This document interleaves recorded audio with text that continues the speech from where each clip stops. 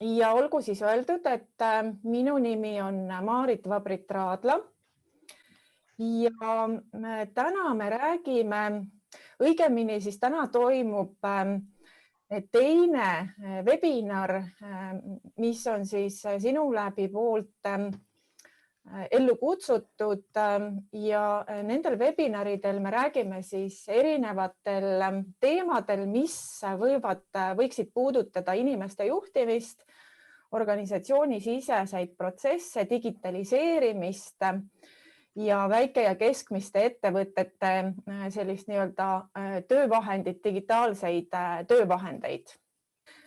Niimoodi, nii palju siis sissejuhatuseks, aga nüüd ma hea meelega jagaksin teiega hoopiski teema avamiseks oma slaide ka. Ja lepingud ja andmete haldus puudutab siis eelkõige ettevõtte või organisatsiooni töötajaid ja sisemisi selliseid toiminguid ja tegevusi, mis on töötajate ja ka juhtimistegevustega seotud. Ja eelmisel korral me rääkisime siis ühest teemast, mis võib-olla aasta alguses on rohkem nagu päevakorral ja see siis puudutas puhkuste haldamist. Täna me siis keskendume ka personalitöös väga olulisele teemale, lepingud ja töötajatega seotud andmete haldus. Aga võib-olla paari sõnaga siis lähemalt nendest teemadest, mida ma ka sissejuhatuseks plaanin veidikene täpsemalt rääkida. Ja kuna ma tean, et siin osalejate nimekirjas on väga palju personalivaldkonna töötajaid, spetsialiste ja juhte, personalijuhte, aga on ka väga palju erineva tasandi juhte, nii väiksema kui keskmise ettevõtte juhte, kes väga tihti teevad neid toiminguid ja tegevusi ka päris ise. Nii et paari sõnaga ma räägiksin natukene tööandja siis sellistest üldisematest kohustustest, mis tulevad seadusega koos, kui inimesi tööle võtta. Natukene siis sellest töösuhete haldamise poolest, dokumentidest ja andmetest ja paari sõnaga siis GDPR-ist ja tegelikult need teemad on kõik olulised, kui me räägime sellest, et mingil hetkel ettevõte soovib kasutusele võtta digitaalseid tööriistu ja töövahendeid, et kuidas seda kõike siis nii-öelda hallata, kuidas sellega toime tulla ja kuidas võib-olla ka valida neid sobivaid digilahendusi või tarkvaralahendusi. Ja kõige lõpuks me vaatame siis seekord Sinuläbi näitel, vaatame siis keskkonda, tarkvaralahendust, kuidas on võimalik nii-öelda digilahenduste abil siis seda dokumentide haldust, administreerimist ja andmete korraldamist endale lihtsamaks ja kiiremaks ja mugavamaks muuta. Paari sõnaga minust ka. Minu nimi on Maarit Vabrit-Raadla, mina töötan ettevõttes Sinulab. Sinulab on siis tarkvarafirma, me arendame ja pakume oma klientidele siis ühte kindlat toodet, see on Sinulab juhtimistarkvara, mis on mõeldud eelkõige väike- ja keskmistele ettevõtetele, aga teatud kohanduste ja selliste seadistustega sobib ka väga suurtele või siis päris sellistele väikestele ja startup alustavatele ettevõtetele. Mina töötan siis selles ettevõttes arendusjuhina, aga mu taust on üsna kirju olnud. Ma olen töötanud väikeettevõtte juhina, olen töötanud leadership coach'i ja konsultandina, olen töötanud personalipartnerina väga suures rahvusvahelises organisatsioonis ja riburadamisi ka siis väiksemates keskmistes organisatsioonides ja nõustan siis erinevaid ettevõtteid ja organisatsioone ka peresõbraliku tööandja märgise programmi raames. Ja kes nüüd soovib minuga ka tööalast kontakte, siis olete lahkelt oodatud LinkedInis võrgustikku lisama mind, et mina hea meelega võtan need kontaktid kõik vastu. Ja et minna siis nüüd teema juurde, siis võib-olla mõned sellised lähtekohad, mis tööandja poolelt selle nii-öelda töösuhte ja töösuhtega seotud dokumentatsiooni osas kaasa tulevad või et millest peab lähtuma eelkõige siis töölepingute puhul, töölepingu seadusest ja muude töösuhete puudutavate lepingute puhul siis võlaõigusseadusest tulevad need nõuded ja tingimused ja tööandja üks kohustusi on siis jälgida ja vaadata, et need töösuhted on korraldatud selliselt, et nad vastavad nii-öelda siis seadusele ja lepingud on korrektselt vormistatud. Nüüd teine kohustus, mis kindlasti tööandjal on pidada arvestust kõikide oma töötajate ja töösuhtega seotud andmete üle. Ja üks võib-olla selline nõue, mis ka siis nii-öelda riik meile on tööandjatena seadnud, on see, et me peame neid erinevaid andmeid jagama siis ka erinevates registrites. Riik soovib saada ülevaadet. No, näiteks seesama töötajate register Maksuametis, igakuised deklaratsioonid, töötasude ja nende makstavate maksude osas, nii et sellist raporteerimist on palju. Just siin aasta alguses Statistikaamet saatis välja siis ka teated, et on vaja eelmise aasta kohta anda ka nendele nii-öelda tagasisidet ja andmeid. Nii et selleks, et tööandja saaks neid andmeid korrektselt esitada, peab ta kõigepealt korralikku arvestust pidama nende üle. Ja mida mina olen oma praktikas väga palju näinud ja see kõlab võib-olla uskumatult, aga on selliseid ettevõtteid endiselt, kus need dokumendid ja see nii-öelda tagatuba ei ole korras. Et see on ka tööandjana esimene asi, et olla kindel, et kõik meie töölepingu dokumendid on ajakohased, seadusele vastavad, nad on siis vastavalt siis säilitatud ja arhiveeritud ja et need andmed on kättesaadavad kõikidele olulistele osapooltele. Ja loomulikult on siis tööandja kohustuseks ka korraldada siis igapäevast tööd ja tagada siis oma töötajatele vajalik juhtimine. Nüüd töösuhete haldamine puudutab päris mitmeid erinevaid aspekte. Mõned olgu siin siis lihtsalt ära loetletud sellise info ja meeldetuletuse mõttes, aga et võib-olla üks olulisemaid, kui me räägime täna töölepingu või ütleme töösuhete dokumentidest, siis tööleping tuleb alati sõlmida kirjalikult, kui ta nüüd ei ole 2 nädala pikkune töösuhe. Ja lisaks siis töösuhtes tuleb tööandjal korraldada tööaega ja puhkust, tööaja arvestust ja säilitada siis neid dokumente vastavalt seadusele. Nii et päris palju kohustusi ja väga tihti olen ma näinud ka juhte ja organisatsioone või ütleme siis pigem ettevõtteid. Organisatsioonid on natukene teine tasand, aga ettevõtteid, kus see töödokumentidega ja töösuhetega, ta on väga mahukas, ta võtab palju aega, aga ilma selleta ei saa, ta peab olema korras. Ja nüüd on küsimus, et kas juht, kes selle eest vastutab, teeb seda ise ja kulutab seda väärtuslikku aega või ta delegeerib selle kellelegi, kes selle tema eest ära teeb ja hoiab korras võib-olla selle poole. Või siis on ettevõttel tööriist, mis aitab säästa nii-öelda seda aega ja kasutada seda paremini võib-olla siis sellise sisulise ja ka juhtimisega seotud väärtuse loomiseks. Nüüd dokumente on ka erinevaid, mida siis tööandja peab haldama ja korraldama.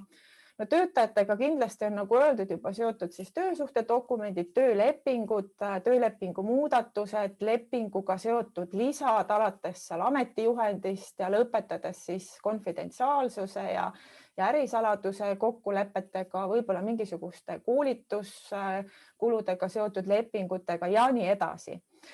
Lisaks sellele tegelikult on tööandjal ju ka kohustus töötajat teavitada, teha talle kättesaadavaks siis erinevaid kas juhendmaterjale, tööprotsessidega seotud dokumente, reeglistikke ja kõik muid selliseid dokumente, millega peab töötaja siis selles organisatsioonides töötades kursis olema.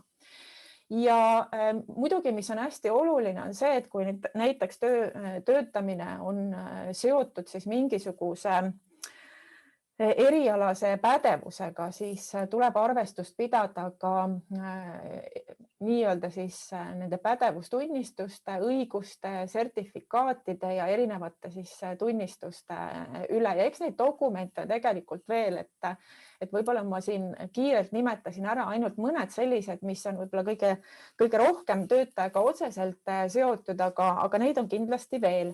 Sõltub siis muidugi organisatsiooni sellisest tegevusvaldkonnast ja sõltub ka natukene sellest, et kui suur see organisatsioon on ja kui reglementeeritud see nii-öelda töökeskkond omakorda siis on. Aga üks teema, mis võib-olla puudutab nüüd meid kõiki siin juba mõnda aega, et mõned aastad tagasi siis hakkas kehtima üle-euroopaline siis nii-öelda andmekaitse regulatsioon GDPR ja kui me mõtleme nagu sellest kohast, et mida siis tööandja peab seoses GDPR-iga tegema ja tagama ja jälgima, siis muidugi see võib tekitada sellist tohutut frustratsiooni ja võib-olla ka teadmatust. Aga ma tõin siia välja võib-olla 5 sellist punkti, mis on rohkem seotud siis ka kui me räägime näiteks tarkvarast või erinevate selliste digilahenduste kasutamisest, ja see on kindlasti hea mõttekoht ka kõikidele teile, kui te olete otsimas omale siis tarkvaralahendusi, mis aitavad teil erinevaid tegevusi ja protsesse siis lihtsustada, automatiseerida ja kiirendada. Aga et need 5 peaksid siis olema nüüd kindlasti läbimõeldud ja tagatud siis nende asjakohasus. Ja võib-olla paari sõnaga kõnnime nad siis läbi ka ja siis me läheme juba vaatame natukene lähemalt seda ühte näidiskeskkonda, tarkvarakeskkonda ja vaatame, et missugused võimalused ja lahendused seal nii-öelda olemas on. Aga ka tarkvara seisukohalt on hästi oluline tagada, et need andmed, need töötajaid puudutavad andmed, kõik töösuhtega andmed on ühest küljest, et nad on nii-öelda asjakohased ja ajakohased, aga teisest küljest, et nad on ka turvalises keskkonnas ja siin tasub alati uurida oma nii-öelda digipartneritelt ka seda, et missuguses ulatuses näiteks andmeid krüpteeritakse, kus nad täpselt asuvad ja missugused on need turvameetmed, mis siis on rakendatud sellele lahendusele.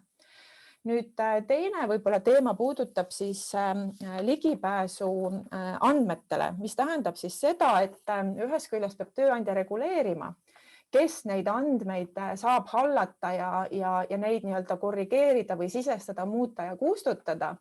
Ja see peab nüüd olema siis korraldatud ettevõtte organisatsiooni sisestes dokumentides, andmekaitsega siis seotud dokumentides ja võib-olla mida tarkvara võimaldab, on siis see, et näiteks Sinulab on üles ehitatud selliselt, et töötajaga seotud andmetele pääsevad siis ligi töötaja ise, eelkõige tema otsene juht ja eriõigustega siis peakasutaja, kes tavaliselt ongi kas personalijuht või andmehaldusega seotud spetsialist ja see võiks olla siis ka nendes tööandja dokumentides, regulatsioonides ära nii-öelda sõnastatud ja kirjeldatud.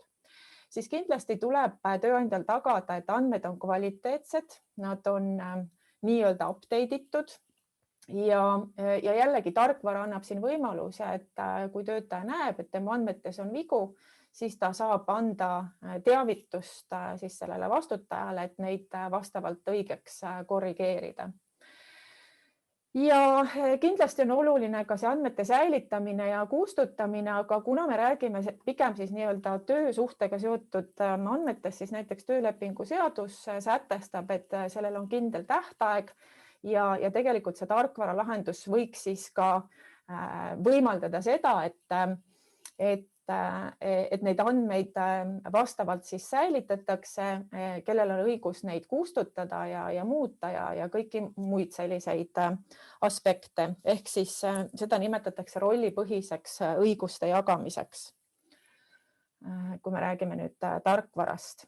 Ja enne kui me läheme nüüd Sinulabi keskkonda vaatama ja mõnedest võib-olla ka elulistest näidetest rääkima, siis paari sõnaga sellest ka, et mis see Sinulab tarkvarana siis endast kujutab ja eelkõige on meie lahendused suunatud sellele, et siduda omavahel siis see nii-öelda tulemuse ja soorituse juhtimine nii organisatsiooni kui töötaja tasandil ja toetada teda siis erinevate töötaja arendamist toetavate tööriistadega ja praktikatega ja võimaldada sellist operatiivset suhtlemist ja tagasisidet ja kõike seda, mis aitab siis seda tulemuslikkust tõsta ettevõttes. Ja loomulikult ei pääse me sellest, et selle kõige taga on siis erinevad protsessid. Me kogume päris palju andmeid ja et ka sellele tööandjale ja juhile teha see andmete kättesaadavus, ülevaade ja haldamine võimalikult mugavalt ja lihtsaks. Ja Sinulab siis koosneb erinevatest moodulitest.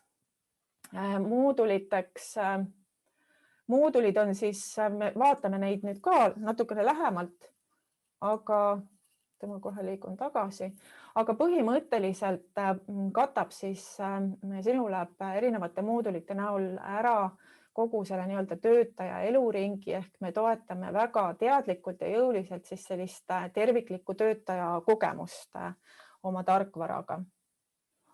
Ja mida siis võib-olla selle dokumentatsiooni poolelt ja andmete halduse osas üks tarkvaralahendus võiks võimaldada? Niimoodi, ma loodan, et te kõik näete nüüd, ma jagan oma desktopi vaadet, et ma saaksin liikuda siis ka erinevate nende tääbide vahel, aga loodetavasti on kõigile näha. See, mida te siis praegu näete, on see nii-öelda avalehekülg, kuhu sisenedes satuvad nii peakasutaja, töötaja kui ka juht ja kohe on siin näha erinevad andmed.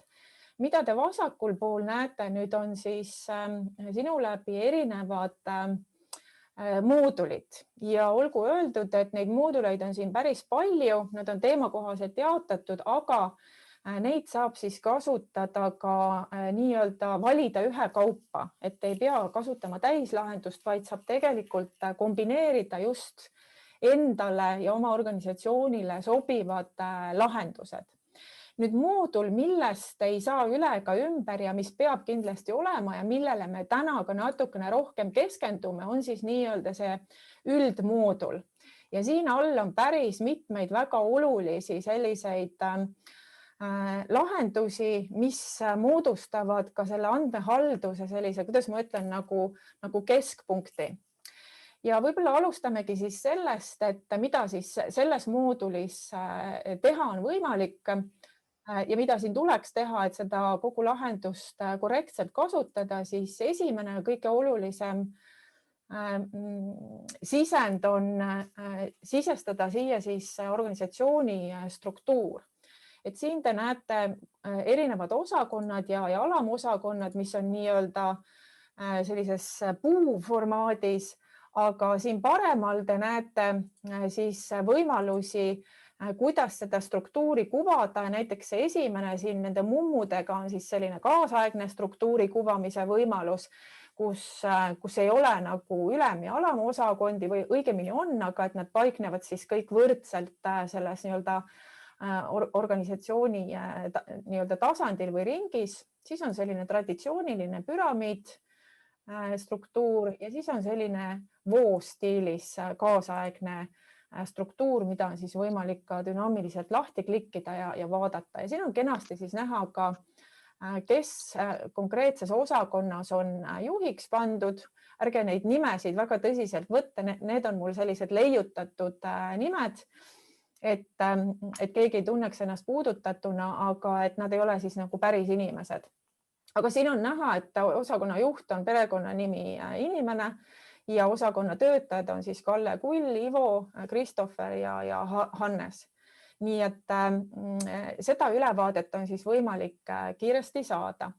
Üks huvitav juhtum ka siia juurde, alustasime koostööd ühe siis IT-ettevõttega ja kui ma küsisin, et okei, et sisestame nüüd algatuseks siis andmetest selle struktuuri ära, siis nad hakkasid seda struktuuri juhtkonnas korra läbi vaatama ja selgus, et see tulebki täiesti ümber teha.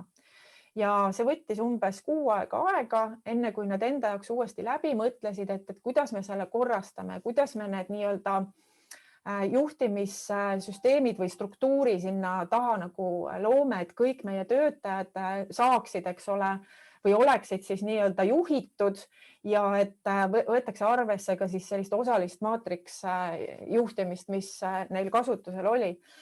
Ja kui me jõuame nüüd lepingute juurde, siis me oleme teinud siia ka oma klientidega koostöös sellise lahenduse, mis võimaldab tegelikult töötajaid hästi mugavalt osakondade vahel liigutada, et see ei pea alati olema töölepingu.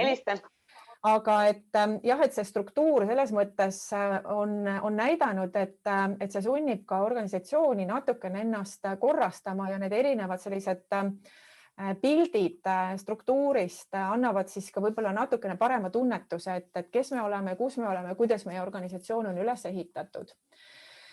Ja struktuur on jällegi vajalik, sest kui nüüd me hakkame lisama siia töötajaid ja ametikohti, siis tuleb ta alati siduda osakonnaga, sest osakonnal on juht ja by default see tähendab siis, et kõik sinna osakonda kuuluvad töötajad ongi siis otseses alluvuses selle juhiga, et näiteks Kalle Kuuli otsene juht on siis see konkreetne osakonna juht ja kõikidel teistel selle osakonna töötajatel samamoodi. Niimoodi, nii palju struktuurist.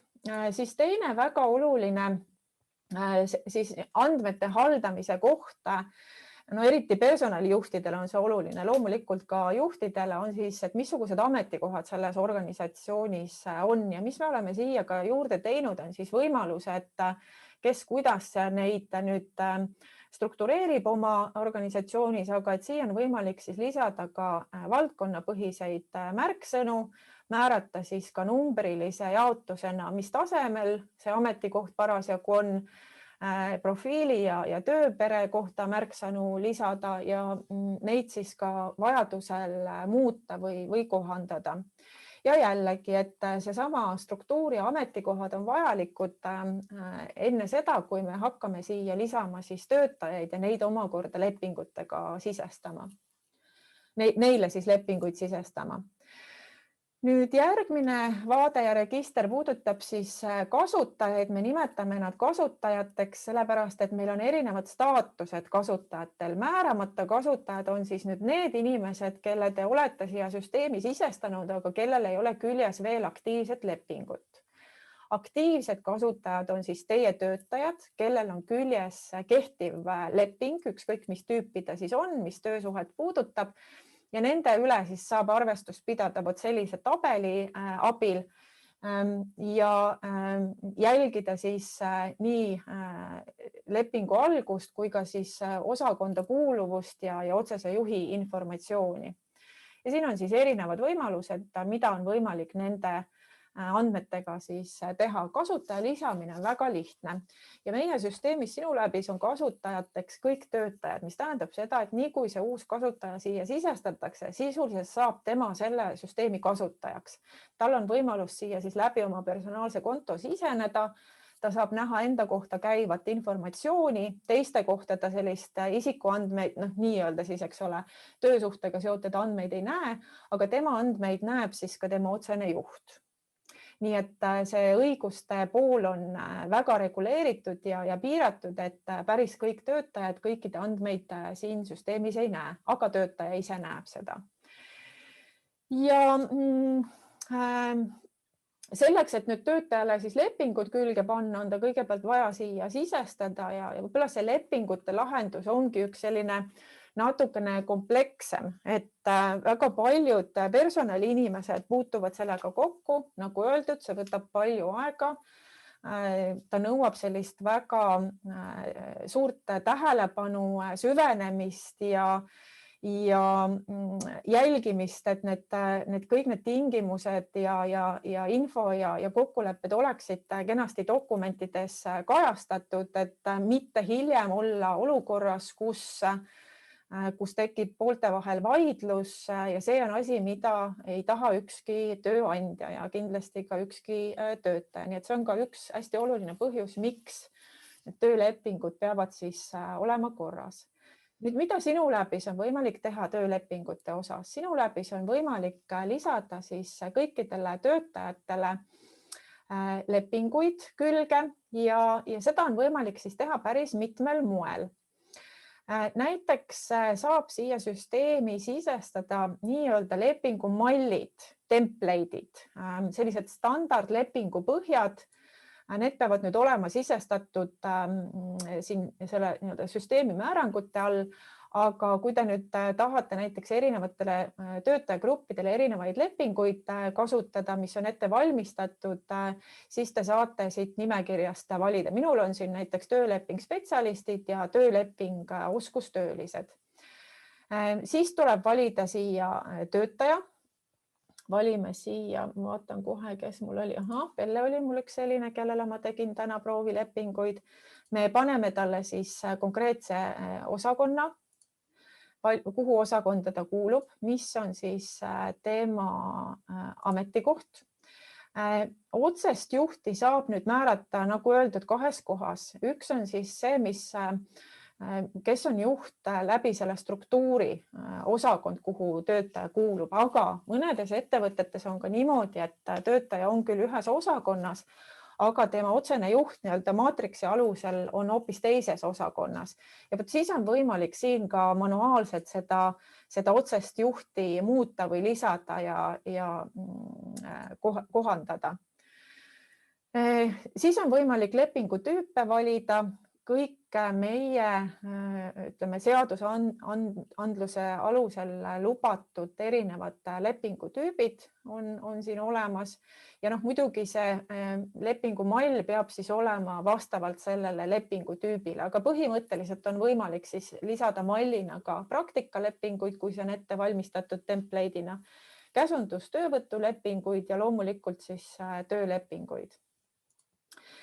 Tööaja tingimused tavaliselt on siis standard, aga saab ka summeeritud ja vahetustega. Töökoormuse protsent tuleb siia sisestada, näiteks 100. Töölepingu alguse kuupäev, mis arvutab siis näiteks, kui me paneme tänase kuupäeva, siis ta arvutab siia ilusasti katseaja ise välja. Kui nüüd on tegemist tähtajalise lepinguga, siis saab lisada kohe ka lõppemise kuupäeva ja põhjuse, aga kui on nüüd tähtajatu, siis seda pole siia vaja lisada. Puhkusepäevade arvestuse 5, puhkuse õigus, tavaliselt 28, mõnel juhul 35. Ja nüüd puhkuse jääk tähendab seda, et eelmisel korral me rääkisime ka, et näiteks kui ettevõte või organisatsioon alustab siis sinu läbi kasutamist mitte ainult uutele töötajatele, vaid juba ka töötavatele töötajatele, siis on võimalik siia kaasa tuua ja sisestada ka eelmise perioodi kasutamata puhkuse jääk, mis on lubatud siis uude perioodi üle tuua, et siis hakkab see puhkuste lahendus kenasti klappima ja töötaja näeb sealt ise ka, et missugune see tema puhkuse õigus aastas siis kokku on, mis tal millal aeguma peaks ja kui palju tal on kasutatud või kasutamata, aga sellest me rääkisime juba eelmisel korral natukene põhjalikumalt. No ja siin on siis erinevad muud sellised töösuhtega seotud kokkulepped, mis on olulised, mille üle tuleb ja kindlasti arvestust pidada. Ja nüüd, kui me valisime siia alla selle malli, siis ilmub ta sellises formaadis ilusasti siia. Selle saab kenasti üle vaadata, seda saab nüüd vajadusel muuta, näiteks muudame siin katseaega. Nüüd kõik need andmed, mis on vajalikud siis tuua üle sellest juba eelnevalt sisestatud vormist, tuuakse siia automaatselt üle, selleks on vaja sisestada sellised placeholderid sellesse lepingu template'i. Nii et kõik on võimalik teha väga mugavaks ja lihtsaks, muidugi ta natukene vajab sellist eeltööd, aga seda kõike saab siis peakasutaja või juht ise teha siin selles süsteemis kenasti ja säästa võib-olla ka siis sellist administreerimisele kuluvat aega, et kõik on ühes süsteemis kohe olemas. Ja võt siia töölepingu sellele vormistamisele on võimalik siis lisada ka manuaalselt juurde faile, näiteks ametijuhendi tahate siia külge panna või mingisuguseid muid dokumente ja neid faile on siis võimalik ka hiljem siia lisada. Et mina praegu seda ei salvesta, aga ma näitan teile nüüd ühte töötajat. Meil on töötaja Pelle Kullerkupp ja temal on siis erinevat tüüpi lepingud, siin on üks tööleping, süsteem lubab korraga ühe kehtiva töölepingu, et siia mitut ei saa teha, aga saab teha muid lepinguid, näiteks praktikalepingu ja töövõtulepingu saab siia juurde teha.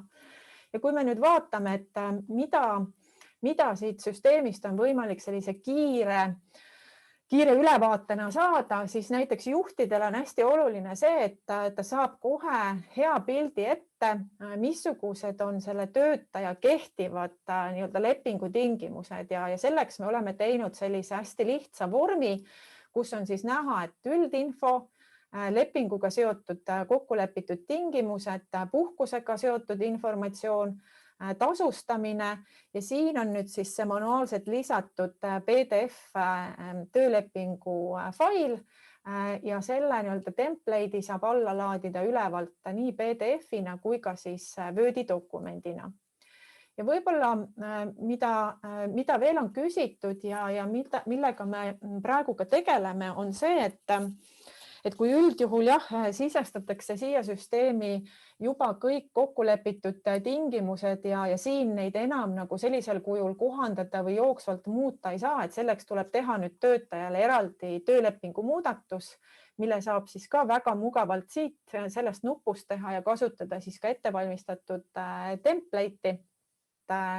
Lepingu muudatused saab teha siis siit nendest erinevatest dokumentidest, siit saab saata siis ka teavitusi, näiteks, et leping on nüüd sisestatud ja ka kinnitatud, et ta on siin süsteemis olemas, näiteks kui on uus töötaja ja tal on vaja hakata näiteks onboardingu projekti tegema.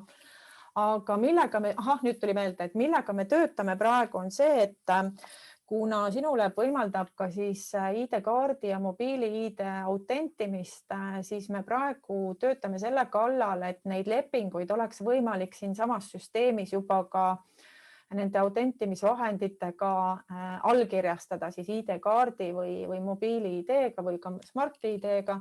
Nii et veelgi mugavamaks ja lihtsamaks teha, aga just nendele ettevõtetele, kellel see digivalmidus on nagu olemas, aga alati on võimalus siis ka neid dokumente näiteks kas paberil allkirjastada, skaneerida ja lisada siis ka siia failina, kui soovitakse neid originaaldokumente siis siin süsteemis hoida ja nii-öelda siis kättesaadavaks teha.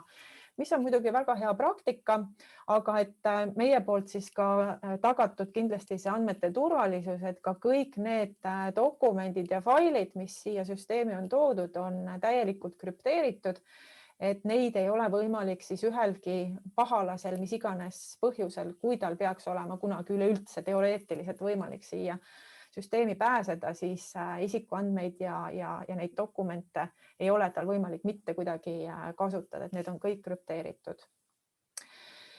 Siis võib-olla järgmiseks paari sõnaga sellest, et missugused on veel võimalikud andmed, mida tööandja võib koguda töötajate kohta ja mille registrid ka meil siin ettevalmistatud olemas on. Üks siis puudutab isikuandmeid.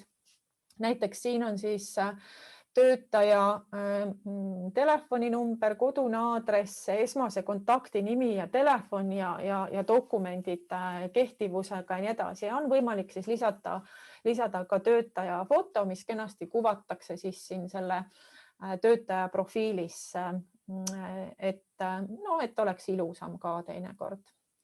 Aga ei pea, see ei ole kohustuslik. Ja siis on võib-olla teine register, mis on ka jällegi oluline ja vajalik. Mina olen siia praegu lisanud ühe lapse, aga siia saab siis kõikide töötajate lapsed lisada. Siia on vaja isikukoodi. Arvutatakse siis see nii-öelda sünniaasta ja sünnikuu ja automaatselt ka sugu. Nii et praegu ta on nii-öelda Eesti isikukoodi põhine, mis puudutab nüüd Eesti põhiseid ettevõtteid ja kontosid ja see lapse lisamine on väga lihtne. Igal pool on sellised lihtsad vormid, kus on ette antud, mida tuleb siis täita ja nii edasi. Ja see lasteregister võib olla kasulik ja vajalik näiteks, jõulupakkide planeerimisel, ürituste korraldamisel, puhkuste haldamisel, administreerimisel ja nii edasi. et see on kindlasti tööandja jaoks vajalik informatsioon ja mis on kõige olulisem, on see, et tegelikult on see kõik siin ühes süsteemis käepäraselt saadaval. Ei ole vaja hüpata erinevate Excelite vahel ja ka töötaja näeb ise, missugust infot tema kohta siis tööandja on kogunud ja nagu eelnevalt öeldud, siis ka saab seda korrigeerida ja võib-olla üks võimalus korrigeerida ja infot vahetada omavahel on siis selline, no tal on nüüd ingliskeelne nimi, helpdesk. Ma ei teagi, kuidas seda eesti keeles võiks nagu nimetada, et see on juba kuidagi nagu käepäraseks mõisteks siin saanud. Aga selle mõte on siis see, et töötajad saavad lisada siia neid nii-öelda tiketeid või ütleme siis helpdeski pileteid, valida siis teema. Need teemad saab siia eelnevalt ka defineerida, näiteks kui on isikuandmetega seotud informatsioon, sünnib laps või abiellub töötaja, vahetab nime, siis saab valida siit, et see läheb personaliosakonda. Ja siin automaatselt seotakse siis see teema konkreetse inimesega, näiteks personalijuhi või spetsialistiga, kes siis selle nii-öelda tiketi täitmisest vastutab. Siia saab anda siis pealkirja, vajadusel lisada faili ja lisada siis ka kirjelduse või näiteks kui on mingisugused IT-ga seotud probleemid, saab kohe siia teha screenshoti ja lisada siia juurde ka, et siis nii-öelda IT-osakond saab kiirelt pildi sellest, et millest probleem seisneb ja kuidas aidata ja nii edasi. Ja kui see nüüd salvestatakse, mina panen ta praegu kinni, siis tekib tema kohta siia selline rida ja arvestatakse siis esitamise kuupäevi ja avatud staatuses oldud päevi. Et siin on näha, et keegi ei ole tegelenud 2 tiketiga ja need on väga pikalt avatud.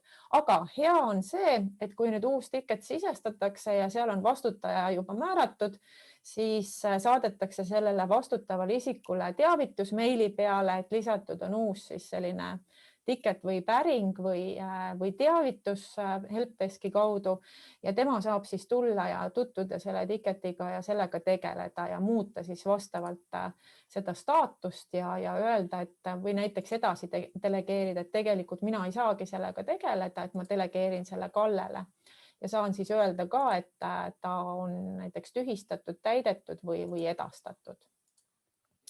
Et siin on päris palju võimalusi ja seda on kasutatud ka selleks, et näiteks töötaja saadabki oma mingisuguseid koolidokumente ja nii edasi ja teavitab siis ettevõtet, organisatsiooni mingisugustest muutunud teemadest, aga seda saab kasutada ka igasuguste probleemide lahendamiseks ja muudeks sellisteks infovahetusteks. Niimoodi, rääkisin põgusalt sissejuhatuses ka sellest, et töötajaga on seotud palju muid erinevaid dokumente lisaks nendele nii-öelda otseselt töösuhtega seotud dokumentidele, et näiteks koolituste moodulis on meil siis selline lahendus, mis on seotud sertifikaatidega. Ja sertifikaatide register on siis nüüd selline, kuhu on tegelikult võimalik lisada nii töötajate tervisekontrolli dokumente ja infot. Siia on võimalik näiteks haridusega seotud informatsiooni lisada. Siia on võimalik siis koolituse läbimise tunnistusi, mingisuguseid pädevuse sertifikaate sisestada. Ja mis on väga hea ja käepärane nii-öelda lahendus on see, et siia on võimalik siis lisada ka meeldetuletusi, mis tähendab seda, et kui dokument hakkab aeguma, see tähtaeg hakkab saabuma, siis saadab süsteem töötajale meeldetuletuse.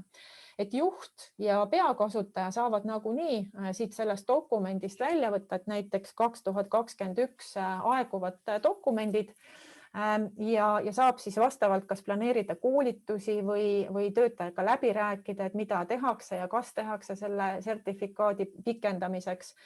Et see info ja selle töötlemine, andmete töötlemine on tehtud võimalikult mugavaks ja siin üleval jookseb siis ka selline jooksev statistika, et kui palju meil on siis kehtivaid tunnistusi, litsentse ei ole üldse, sertifikaadid ja selle aasta jooksul siis aegub 3 sertifikaati. Nii et see jooksev info on kogu aeg siin olemas. Ja võib-olla teine lahendus, mis on nüüd puudutab võib-olla ka seda GDPR-i poolt ja töötaja ütleme juhendamist ja selliste dokumentidega varustamist, siis siin tulemusjuhtimise mooduli all on üks meil selline lahendus nagu käsiraamatud, mis tähendab siis seda, et tööandja saab siia genereerida ja teha töötajale kättesaadavaks erinevad siis näiteks ohutusega seotud juhendid, selline üldine töötaja käsiraamat. Mina tegin siia näiteks, eks ole, sinu läbi kasutajamanuaali, siia on võimalik siis dokumente lisada ja siia on võimalik siis hästi mugavalt lahti klõpsata, PDF formaadis ilmuvad nad siia teise tääbi all. On võimalik näha siis seda jaotise koodi, mis võib-olla on hästi mugav ka, kui te rakendate kvaliteedijuhtimissüsteemi oma organisatsioonis. Ja siin on siis näha ka versiooni viimane uuendamise kuupäev ehk et tegelikult need nii-öelda kvaliteedijuhid väga armastavad selliseid lahendusi ja saab siis anda õiguseid ka erinevatele inimestele, et kes tohivad teha siin muudatusi. Nõndaks, mina olen kenasti nüüd ära katnud meie tänased teemad. Suur aitäh teile osalemast ja veel kord, et andke märku, kui teil on lisaküsimusi või tahate mõnda teist teemat täpsustada ja lähemalt tuttavaks saada selle moodulite ja võimalustega, et rõõmuga räägime, tutvustame, teeme demosid ja vaatame, kas meil on võimalik siis koostööd teha, aga täna siis suur tänu teile kõikidele osalemast ja loodetavasti kohtume siis põnevate teemade raames ka tulevikus.